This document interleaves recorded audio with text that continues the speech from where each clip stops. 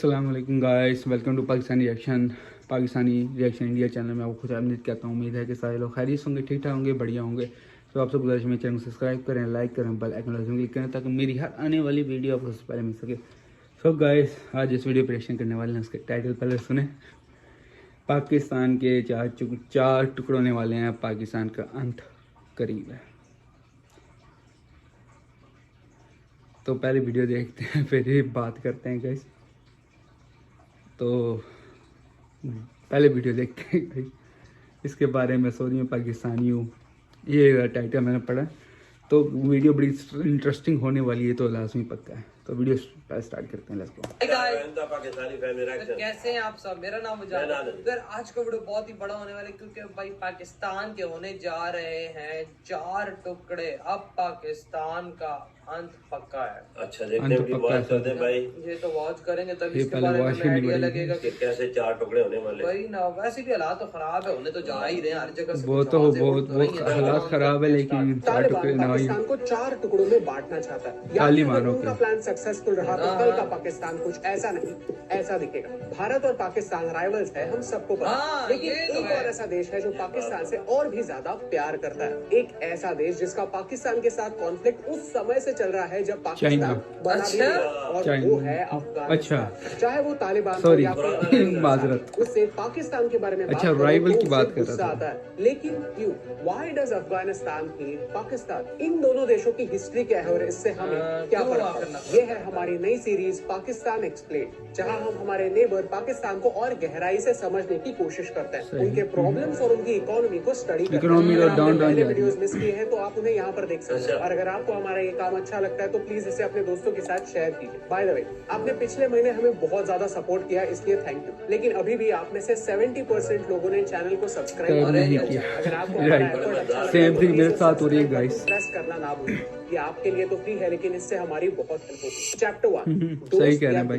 2021 में जब अमेरिका ने अफगानिस्तान छोड़कर भागने का डिसीजन लिया तो उन्हें लगा कि अफगानिस्तान की सरकार अफगानिस्तान को संभाल पाएगी, लेकिन ऐसा हुआ नहीं। सिर्फ 10 दिनों में तालिबान ने पूरे के पूरे अफगानिस्तान पर अपना कंट्रोल संभाला। तालिबान ने आज अफगानिस्तान में अपनी सरकार बना ली और इसके इनॉग्रल सेरेमनी में उन्होंने सिर्फ 6 देशों को इन्वाइट किया, उसमें से ये एक था पाकिस्तान। अच्छा, पाकिस्तान तालिबान से आफ्टर ऑल पाकिस्तानी सेना ने ही एक जमाने में उन्हें ट्रेन किया। तालिबान का लिटरल मीनिंग है student.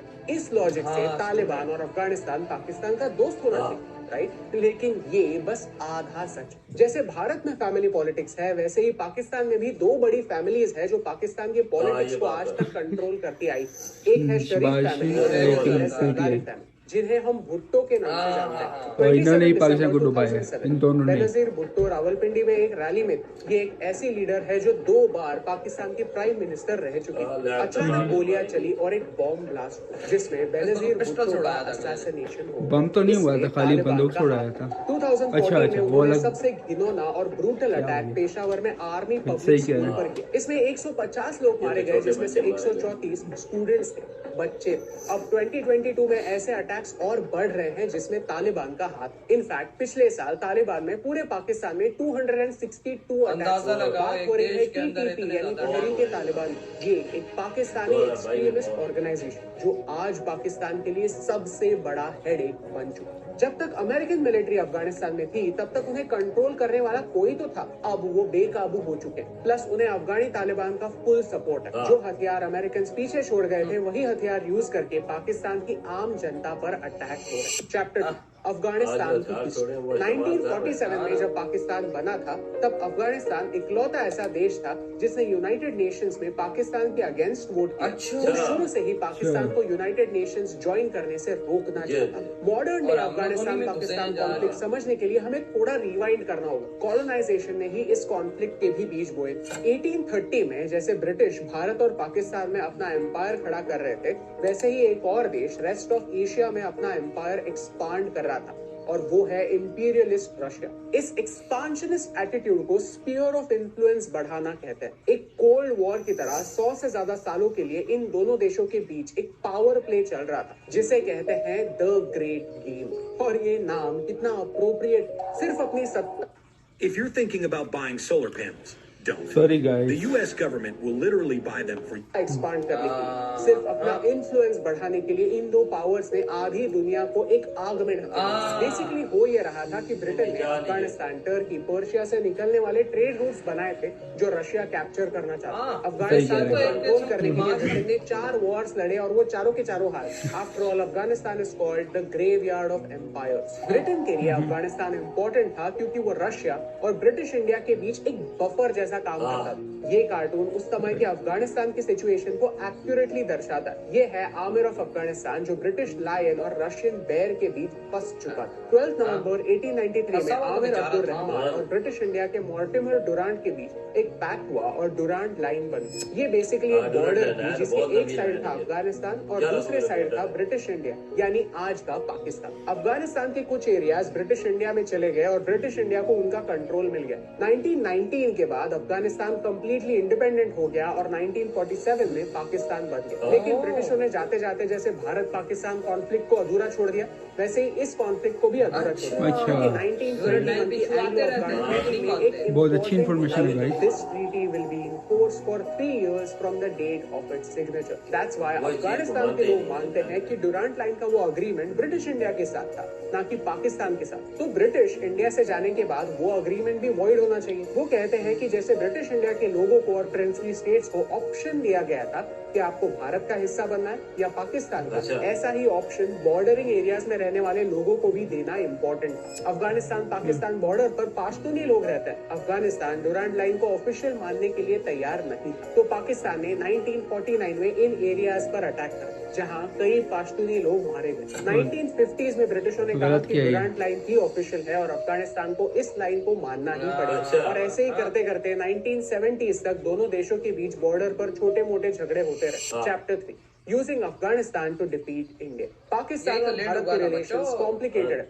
Actually that's an understatement. Pakistan की मिलिट्री ने पिछले 50 सालों के लिए एक ही ऑब्जेक्टिव रखा था कि भारत को डिस्ट्रॉय करना। जब जिया उल हक पावर में आए तब तक ऑलरेडी पाकिस्तान भारत से 3 वॉर्स लड़ चुका था और हार चुका था। अब उन्हें एक अलग स्ट्रैटेजी की जरूरत है। पाकिस्तानी मिलिट्री ने एक डॉक्ट्रीन का इस्तेमाल किया जिसे कहते हैं स्ट्रेटेजिक डेप्थ। इस स्ट्रैटेजी से पाकिस्तान ने अफगानिस्तानी गवर्नमेंट में इंटरफियर करना स्टार्ट किया, अफगानिस्तान को एज अ पॉन कंट्रोल करना स्टार्ट किया। अगर भारत पाकिस्तान पर फ्यूचर में अटैक करता है तो अफगानिस्तान में अपने हथियार, अपने टैंक्स, अपनी मिलिट्री के बेसेस बन सकते हैं। अफगानिस्तान का इस्तेमाल भारत पर काउंटर अटैक करने के लिए किया जा सकता है। यही सोचकर उन्होंने डुरांट लाइन पर जो लोग थे उनके हाथों में हथियार थमाना स्टार्ट किया। ट्राइबल लोगों को मिलिटेंट्स बनाया। आज उन्हीं मिलिटेंट्स की वजह से टीटीपी जैसी एक ऑर्गेनाइजेशन पाकिस्तानी आम जनता के लिए पाकिस्तान पर भी अटैक्स होते हैं जिनमें आम लोग मरते हैं। If you have snakes in your backyard, you can't expect them to bite only your neighbors. Eventually, they will bite the people who keep them in the backyard. It would be insensitive to say कि जैसी कर बिल्कुल ठीक बोला भाई। लेकिन सच तो यही है कि आज पाकिस्तान को भारत से जितना खतरा है उससे कई ज्यादा खतरा टीटीपी, एक ऐसी ऑर्गेनाइजेशन जिसे पाकिस्तानी लीडरशिप नहीं बनाया। Chapter 4 Pakistan in big trouble. आज पाकिस्तान के लिए ट्रिपल थ्रेट पैदा हो गई। भारत पाकिस्तान का कॉन्फ्लिक्ट तो है ही, नीचे बलोचिस्तान के लोग पाकिस्तान से अलग होना चाहते हैं और अफगानिस्तान साइड से टीटीपी पाकिस्तान पर अटैक कर टीटीपी पाकिस्तान में इस्लामिक स्टेट एस्टैब्लिश करना चाहता है, पाकिस्तानी गवर्नमेंट को ओवरथ्रो करना चाहता है। टीटीपी चाहता है कि ये पूरा एरिया जिसे फाटा कहते हैं वो उन्हें सौंप दिया जाए जहां वो अपनी कैलिफेट एस्टैब्लिश करे। और सबसे इंटरेस्टिंग बात यह है कि वो पीओके को पाकिस्तान का हिस्सा मानते ही नहीं। वो कहते हैं कि ये इंडिया का है और पाकिस्तान को इसे इंडिया को लौटा देना चाहिए। बेसिकली अगर आज उन्हें फाटा एरिया का कंट्रोल मिल जाता है फिर भी वो तीनों साइड से पाकिस्तान से घिरे होंगे, लेकिन अगर पीओके भारत का हिस्सा बन जाता है तो एटलीस्ट एक साइड में भारत हो। और इंडिया ने पिछले 75 सालों से नो फर्स्ट स्ट्राइक पॉलिसी अपनाई, यानी हम पहले किसी पर भी अटैक नहीं करते। साथ ही साथ टीटीपी ये भी चाहता है कि बलोचिस्तान एक अलग देश बन जाए, पंजाब अलग हो जाए, सिंध अलग हो जाए, यानी इनका एजेंडा पाकिस्तान के 4 टुकड़े करने का। चैप्टर 5 जब अफगानिस्तान में तालिबान पावर में आया तो पाकिस्तान खुश था। उन्हें लगा था कि अब हम तालिबान के साथ नेगोशिएट करके अपने आपसी प्रॉब्लम सुलझा सकते हैं, लेकिन हुआ एग्जैक्टली उल्टा। अफगानिस्तान आज भी डुरांट लाइन को ऑफिशियल नहीं मानता और ये पाकिस्तान के लिए काफी बड़ा हेडेक है। आज हम देख रहे हैं कि पाकिस्तान एक इकोनॉमिक क्राइसिस से गुजर रहा है। यहाँ के लोगों के पास जॉब्स नहीं है, खाने के लिए आटा नहीं है, बिजली रिलायबल नहीं है और इन सारे बातों के रूट्स पाकिस्तानी मिलिट्री के मिलिटेंसी को सपोर्ट करने से जुड़े हुए। सोचिए अगर उनके इतने सारे रिसोर्सेस, इतना सारा पावर, इतना सारा अटेंशन, इतना सारा पैसा अगर मिलिटेंसी को सपोर्ट करते हुए ना जाता तो आज वो देश कहाँ का कहाँ होता। अगर आपको इस वीडियो से कुछ नया सीखने मिला तो इसे बहुत कुछ मिला भाई, बहुत अच्छी बातें सीखने को मिली। गए सबसे पहले जाएंगे भाई का चैनल सब्सक्राइब करें। तो भाई ने बताया कि पाकिस्तान कैसे डूब रहा है, क्या क्या हो रहा है, कैसे 4 टुकड़े होने जा रहे हैं। बहुत बहुत बहुत ज़बरदस्त, बहुत इन्फॉर्मेटिव वीडियो थी गाइस। काश पाकिस्तानी लोगों, पाकिस्तानी नवाज जो पीछे प्राइम मिनिस्टर गुजर चुके हैं, काश यार आप उनकी मदद ना करते। तो आज पाकिस्तान में भी थोड़ा बहुत खाने को बंदे का होता है। पाकिस्तान में गरीब गुर्बत होती जा रही है गाइस, ये है। और वो कह रहे हैं आधा वो जो ऊपर वाला हिस्सा है इंडिया को और बलूचिस्तान अलग होना चाह रहा है। इस तरह इंडिया के 4 टुकड़े बलूचिस्तान, सिंध, पंजाब, ये सारी चीज़ें अलग होनी जा रही। ये पाकिस्तान में खैर शुरू तो हो गया, ये बात आपकी वो भाई ने सही कही है, क्योंकि इस वक्त पाकिस्तान के जो हालात हैं वो कंट्रोल में बिल्कुल नहीं आ रहे गाइस। तो हो सकता है कि वो अलग अलग होना शुरू हो जाए, क्योंकि पाकिस्तान के हालात गाइस कंट्रोल में नहीं आ रहे किसी से भी। शहबाज शरीफ तो खैर पाकिस्तान की नंगे डुबा के चला, मुल्क से तो भाग जाएगा, वो मुल्क में वापस नहीं आता, बिल्कुल नहीं आएगा, तो मुझे फरार हो जाएगा वो। खैर अब अफगानिस्तान भी, खैर अफगानिस्तान हो सकता है, क्योंकि अफगानिस्तान है तो इस्लामी मुल्क, उसको करना तो ये नहीं चाहिए, लेकिन क्या करें, हमने खुद बना लिया उनको ऐसा। पाकिस्तान बहुत बुरी हालत में है इस वक्त। इंडिया आगे ही बढ़ता जा रहा है। इंडिया ग्रेट ग्रेट ग्रेट, एक दफ़ा फिर कहूँगा इंडिया को, एक दफ़ा फिर सलूट है गाइस। इंडिया ना कि अपने मुल्क को तरक्की दे रहा है, अपने साथ साथ बंदों को भी तरक्की दे रहा है गाइस। और पाकिस्तान में वो खाली अपने ही बैंक भरे जा रहा है, पाकिस्तान के बारे में सोच नहीं, ना तालीम है, ना कुछ है, ना कुछ है गाइस। ये हाल होता जा रहा है पाकिस्तान का, बुरा से बुरा हाल यार। कुछ नहीं कर सकते आप, कुछ भी नहीं कर सकते। इमरान खान भी आके संभाल सकता पाकिस्तान को, इतने बुरे हालात हो चुके हैं। लेकिन इंडिया के लिए एक दफ़ा फिर खुशखबरी है कि इंडिया बहुत जल्दी आगे बढ़ रहा है,